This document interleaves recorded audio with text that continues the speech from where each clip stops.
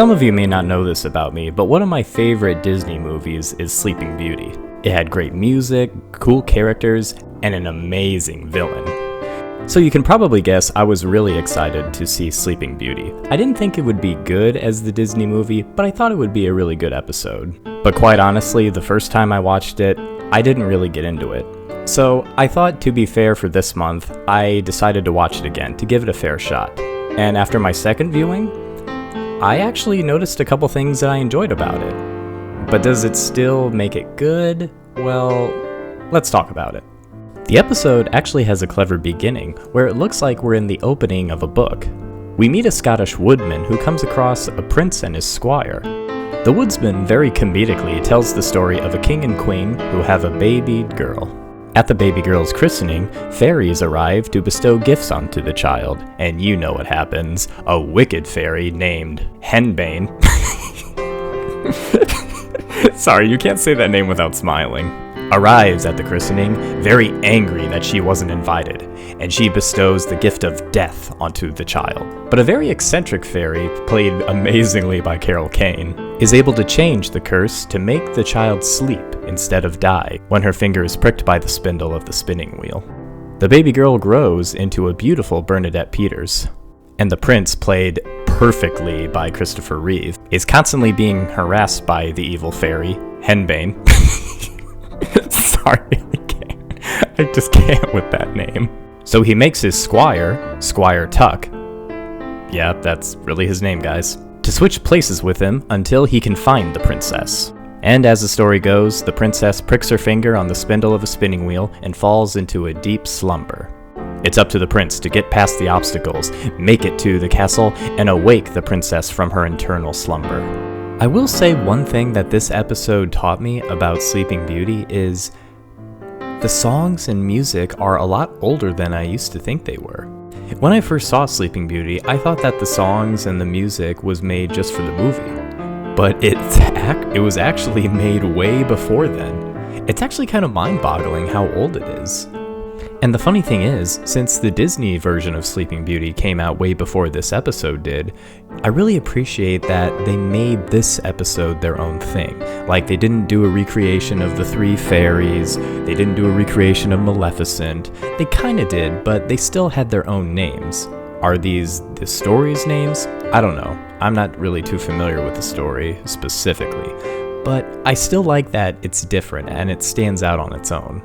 I also appreciate that every now and then they have outdoor scenes. Now, I don't mean outdoor scenes like it's obviously a set. So obviously a three-dimensional palace. Oh, look at that, it looks so far away. Oh my god, it's so realistic. But I like how in this one you actually see people outdoors.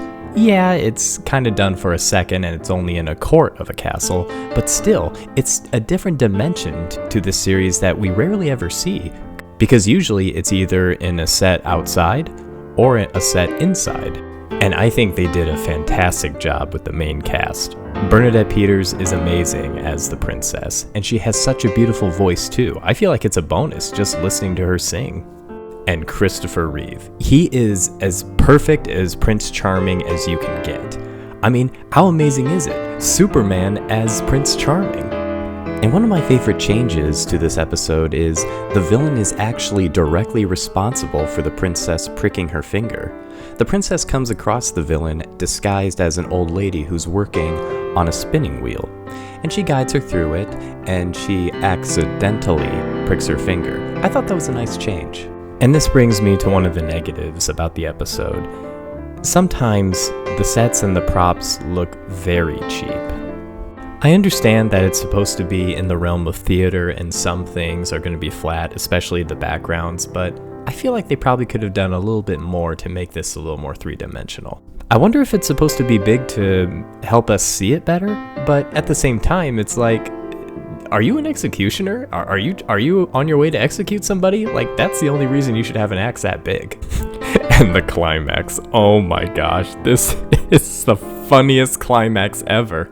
You see the prince running off to rescue the princess, using the woodsman's huge axe, fighting off the vines that are attacking him. They're made of plastic, and they're just like, oh, I'm moving, help me. And he's chopping away at them until suddenly he meets the fairy, who's grown to gigantic size into a giant lizard fairy snake creature thing.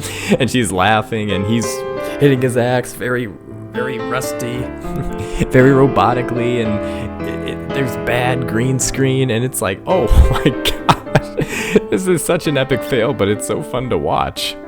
And then she disappears after he throws the axe at her. Like, was she an illusion, a mirage? Is she dead? I think maybe a little more clarity could have helped you here.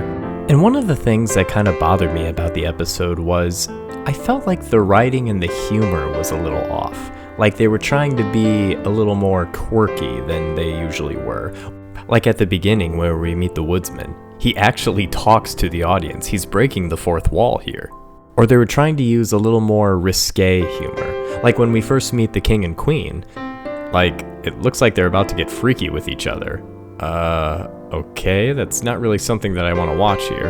And when Christopher Reeve meets this other princess played by Bernadette Peters, which I will admit at first I thought it was the princess, the original princess. It took me a long time to realize it was a different princess. They're talking about giving food to the poor and how she doesn't understand that. And there's a moment where he's looking at her bosom and she's putting pearls in her bosom. And I'm like, what the hell am I watching? What? What is this? Christopher Reeve's looking at Bernadette Peters' bosom. So like, what?